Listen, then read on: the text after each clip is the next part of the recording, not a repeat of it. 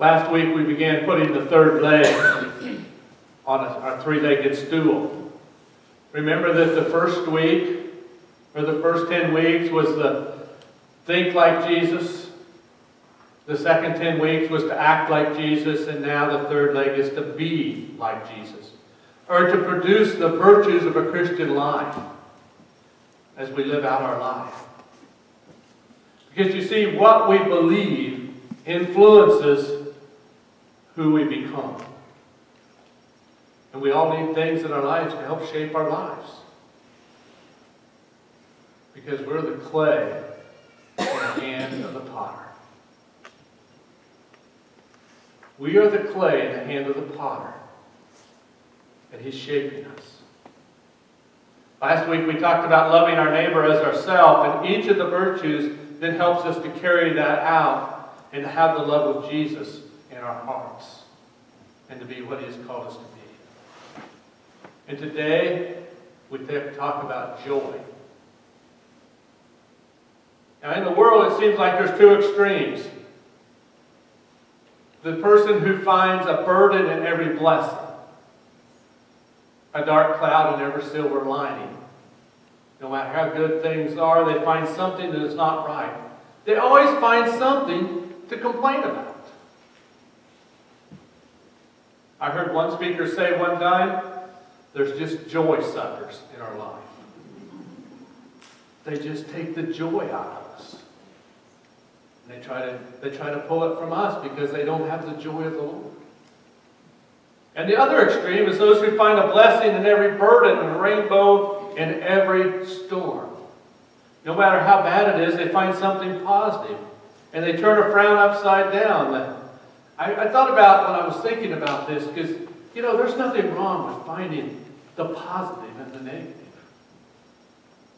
And I remembered when the first winter after we were living here, we was over in that little house on the east side, and we were having a meeting one night, and somebody came in. We had that big ice storm.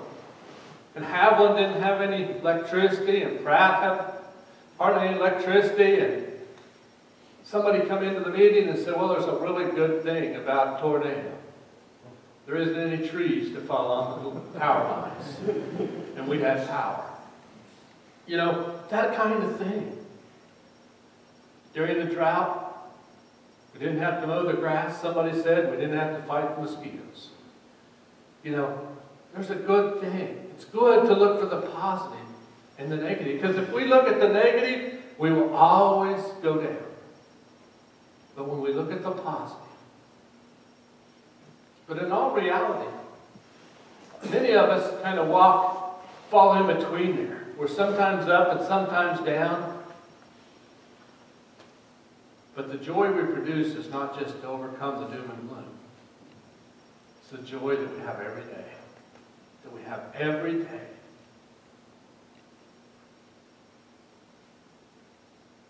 And with the contentment that is only found with the relationship in Jesus Christ.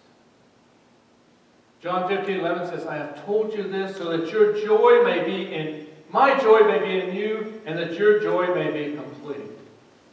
You hear that? I have told you this so that my joy may be in you, and your joy may be complete. One of the most ridiculous controversies I've ever heard in sports history was a year ago, in what became known as the Deflategate. You've all heard about it. You see, a football that appears to be fully inflated is not necessarily inflated, because full is 12.5 psi, in between 12.5 and 13 pounds psi. 12 is not full.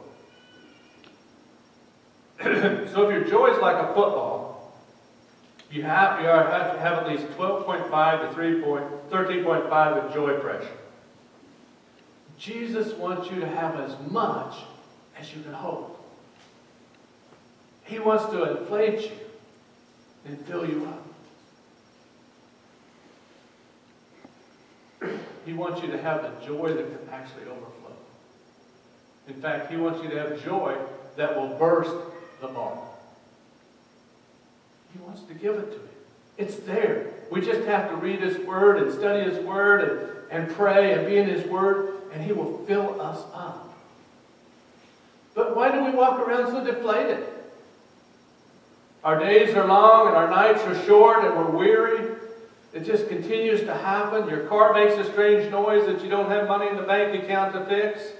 And then there's a health diagnosis and you take a hit. There's death of someone you love. There's a 16-year-old killed that just kind of deflates you and takes it out of you. The joy suckers drain the life out of you. And pretty soon you look like this football. This kind of deflated. And you just kind of go, ugh. But Jesus wants us to be full. He wants us to be overflowing. You see, Jesus faced some things in His life, but He kept His joy. And He promises we can keep our joy as well. But the joy isn't merely happiness.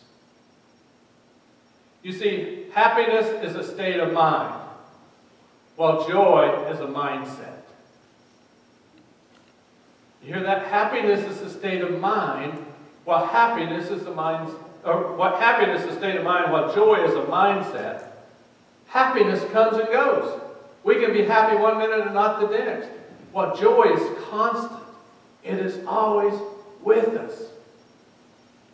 And happiness is dependent on circumstances, while joy is independent of circumstances. And happiness is conditional, while joy is unconditional.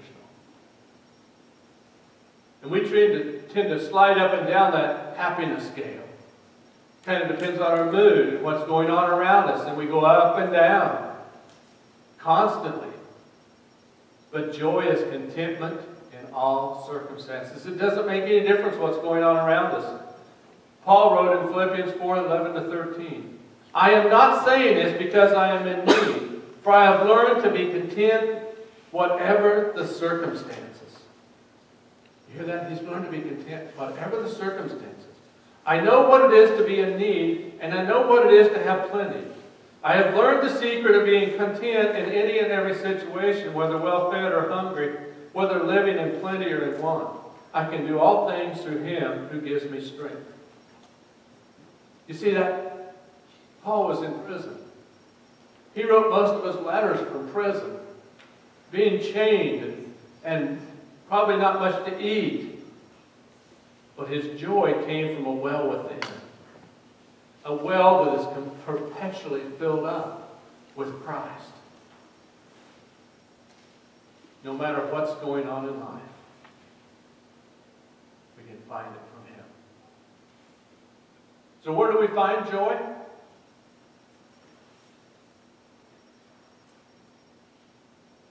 Choosing the life of joy. We find it in Christ. We find it in Christ. John 15:9-12 says, As the Father has loved me, so I have loved you. Now remain in my love. If you keep my commands, you will remain in my love, just as I have kept my Father's commands and remain in His love.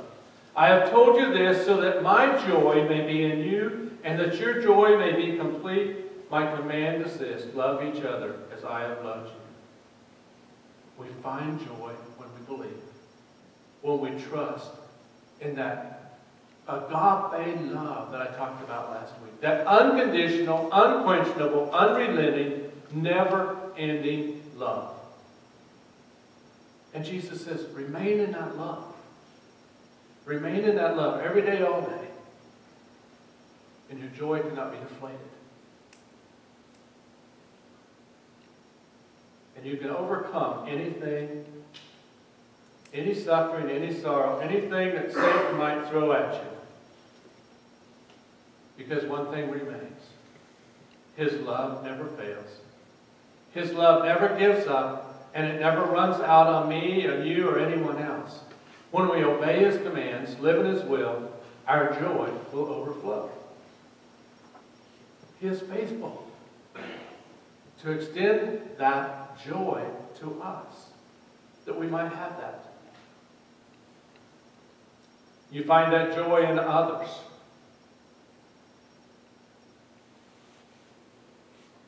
If you read the story of the lost sheep, it says the shepherd joyfully carried the lost sheep back. He was serving. And he rejoiced with others over the one found.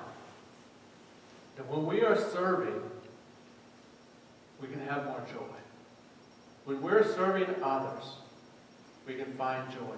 I thought back to 2009, when over 1,000 people come through this church, spent nights here.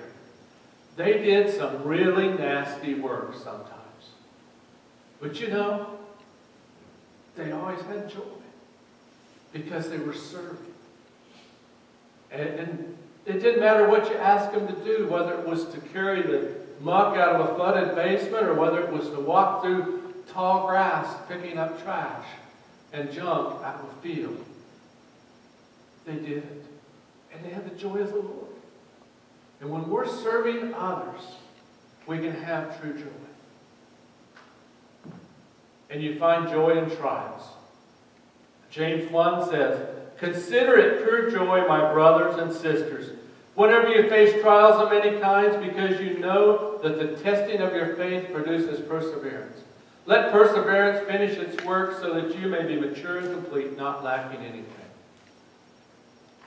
You see, there's a difference in enjoying troubles and having joy in the midst of them. James isn't saying he's excited to be excited when you're dealt a bad hand. The joy isn't found in the trouble, but what the trouble produces in you. Because when we're in trouble, we usually draw closer to God. They're an opportunity for us to draw closer. And James is saying, consider it. Because that's not where we usually go. We usually don't consider that we might find joy in trials.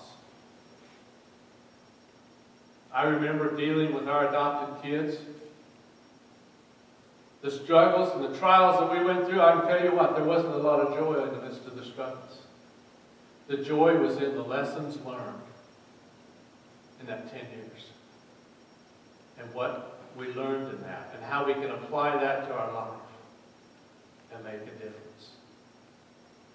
You see, it seems crazy that the things that can cause us the greatest pain can also bring us the greatest joy. So if you allow Christ to fill your joy cup, it will overflow. But you see, I think we have a tendency sometimes to take our joy cup and push it down because we don't want it full. Sometimes we live in that push down, not overflowing. We don't want it. But my prayer is that you might find joy in the Lord. That you might have it down in your heart, like this old song, down in your heart to stay. If you don't have the joy of the Lord, seek it out. Seek it out. And share it with somebody close to you. Because it will make a difference.